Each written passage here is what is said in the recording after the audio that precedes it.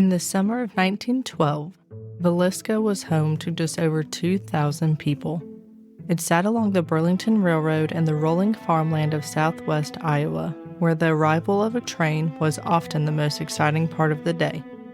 Families depended on one another, neighbors knew one another, and if someone was struggling, the town usually knew before they did. Like many small towns across America, life followed a familiar rhythm. The church bell marked Sundays, the railroad marked the hours, and the changing seasons dictated nearly everything else. No one locked their doors, children walked to school together. Most folks couldn't imagine a crime more serious than a stolen horse or a drunken argument spilling out onto Main Street. Violence belonged somewhere else, not here, not in Villisca, but that sense of safety would disappear overnight. More than a century ago, this peaceful farming community woke up to something so horrifying that it would forever become part of American history. On the morning of June 10, 1912, 8 people, including 6 children, were found brutally murdered inside a small white farmhouse. The killer disappeared before sunrise. No arrests, no convictions. More than 100 years later, no one knows who did it. I'm Alexa, and this is Hometown Confidential, where every small town has a story. Before Villisca became known around the world, it was simply another small railroad town tucked into the rolling farmland of Iowa. Life revolved around church on Sundays, school during the week, and the rhythm of planting and harvest seasons. Most families knew each other, and strangers rarely went unnoticed. The town had a population of just over 2,000 people in 1912. It wasn't wealthy. It wasn't dangerous. If anything, it was predictable, which made what happened that June morning almost impossible to comprehend, because murders didn't happen there. Certainly not like this. To understand why the crime shook America, we first have to understand the family at the center of it, the Moore family. At the center of our story was Josiah Moore. By all accounts, he was well-liked throughout town. He owned a successful business, knew nearly everyone in the community, and had built a comfortable life for his family. His wife, Sarah, was known as kind and devoted. Together, they were raising 4 children, 11-year-old Herman, 10-year-old Catherine, 7-year-old Arthur, and 5-year-old Paul. To everyone who knew them, they were an ordinary family living an ordinary life. And on Sunday, June 9th, 1912, their day was just as ordinary as any other. That evening, the Moore family attended Children's Day services at the Presbyterian Church. It was one of those events that brought nearly the entire town together. Parents filled the pews, children proudly recited songs and scripture they had practiced for weeks. Afterward, neighbors lingered outside. They laughed, caught up on gossip, talked about the crops, the weather, and plans for the coming week. No one knew they were witnessing the last public moments of the Moore family. Walking home with them were 2 sisters, 11-year-old Lena and 8-year-old Ina Stillinger. They'd been invited to spend the night after the church program. Sleepovers between friends weren't unusual. It was a warm June evening, and the girls happily accepted. By around 10 o'clock, the house at 508 East 2nd Street had settled in for the night. 8 people under one roof. None of them knew they weren't alone. Somewhere beyond the porch, someone waited, patient enough to sit in complete darkness, listening, waiting for the last conversation, the last laugh, the last light inside the Moore house to disappear. When the people of Villisca woke up on Monday morning, nothing seemed unusual. The train still ran, businesses began opening, children headed outside to play. But one house remained strangely quiet. At first, no one thought much of it, until a concerned neighbor decided to walk across the street. That decision would uncover one of the most haunting crime scenes in American history. On June 9th, the Moore family arrived home around 10 o'clock. The next morning at 5 a.m., the Moore's neighbor Mary Peckham was outside hanging her laundry on the line when she noticed that the Moore house looked awfully still. Something didn't seem right. The Moore house was unusually quiet. Sarah Moore was always up early. There should have been movement inside. A lamp lit, a child peering out the window, something. Instead, nothing. At first, Mary assumed the family had simply overslept after the Children's Day festivities the night before. But as the morning wore on, the silence became impossible to ignore. Around 7 o'clock, she walked across the street and knocked on the front door. No answer. She knocked again. Still nothing. Imagine you're Mary. You've lived next to the Moores for years. One day, the usually boisterous house is still as night. You try to look into the windows, but every curtain is drawn. You move over to the door. Locked. Could it be sickness? Did they not come home from church? Did they leave early to go somewhere? Unfortunately, the answer was far more sinister.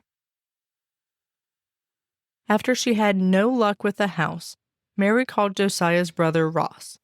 Such a benefit and a curse of a small town. Everyone knows everyone.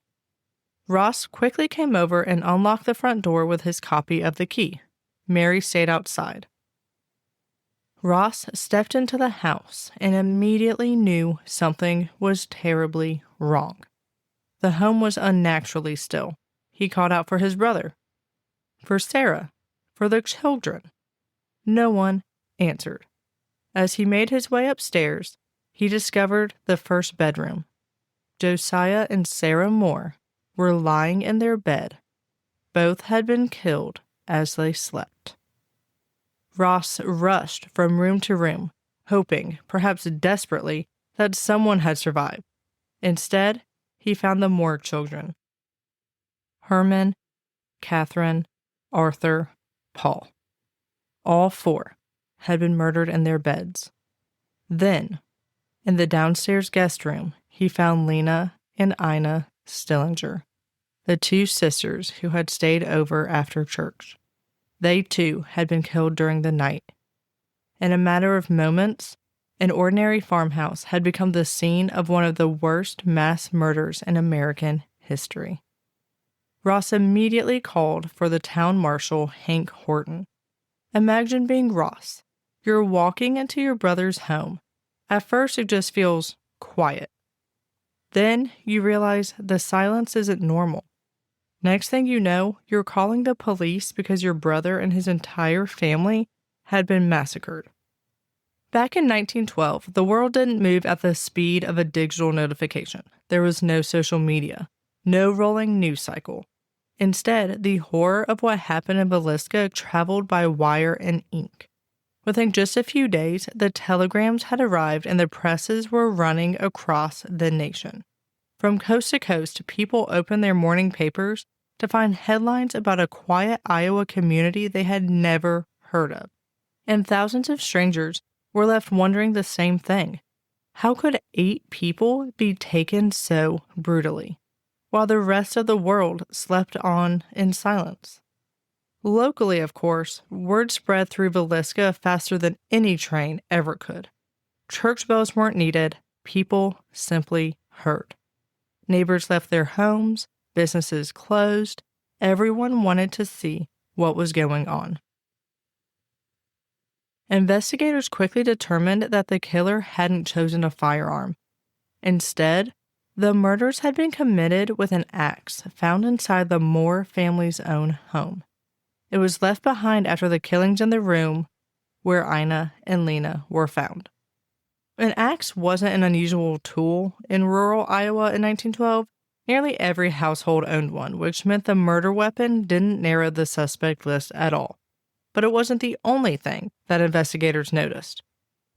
Inside the house, they found a series of strange details that suggested the killer hadn't simply come to kill. And some of what they left behind would puzzle investigators for more than a century. For one, all the bodies were covered in clothing or other cloths. So were all the mirrors and pieces of glass in the home. That is one of the most unnerving details, because why? Why?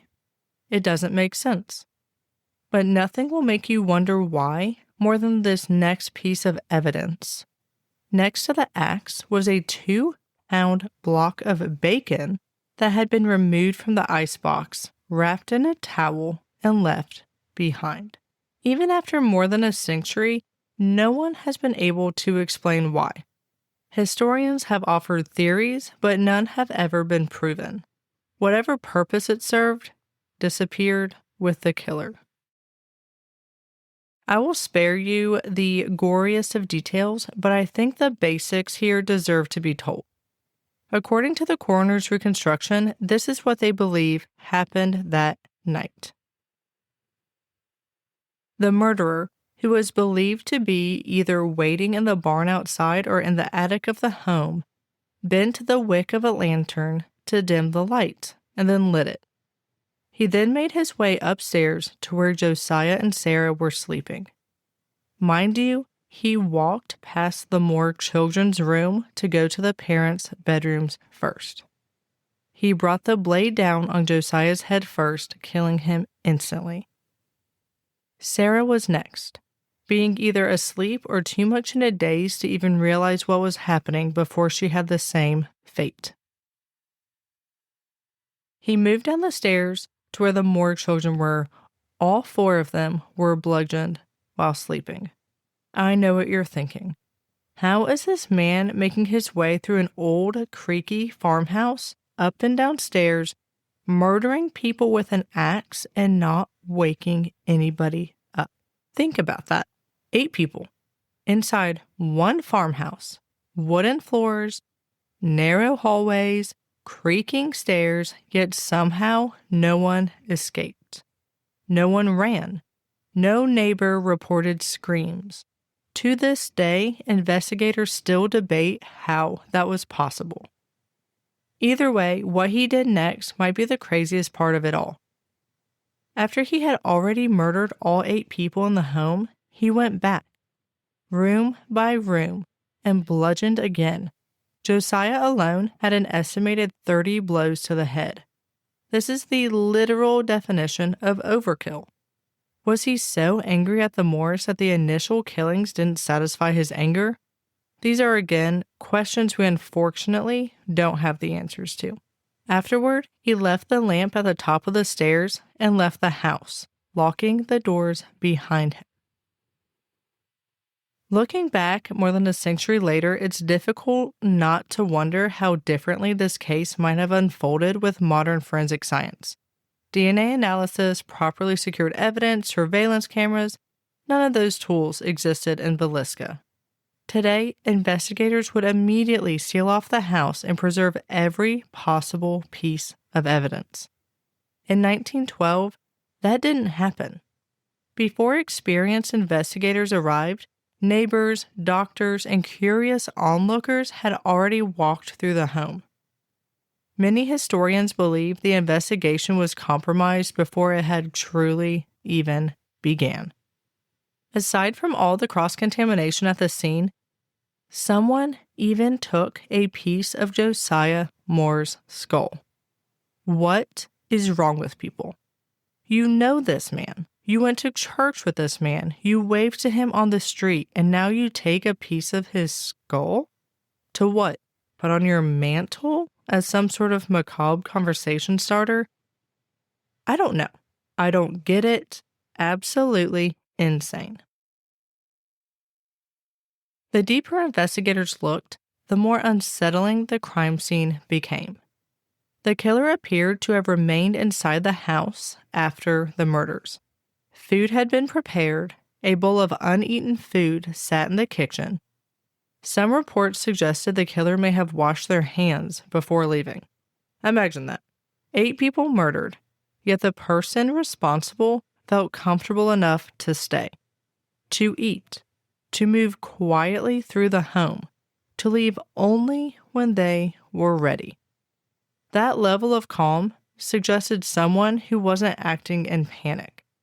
Whether driven by revenge, obsession, or something far more disturbing, Investigators believed the killer had entered the Moore house with a purpose. News of the murders spread rapidly. Detectives interviewed neighbors, relatives, railroad workers, traveling salesmen, and anyone known to have passed through Villisca in the days before the killings. Bloodhounds were brought in to track the ascent from the house.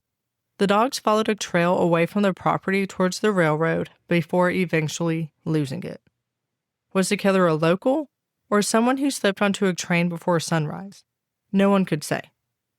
Every new lead promised something. Every promising lead eventually disappeared. For the investigators, they had one thing on their mind: catching this killer. For the town of Villisca, life had to continue. Imagine trying to tuck your children into bed that night. Imagine blowing out the lamp and wondering if someone could be standing outside your own home. Nonetheless, the train still ran, children still walked to school, church services continued the following Sunday.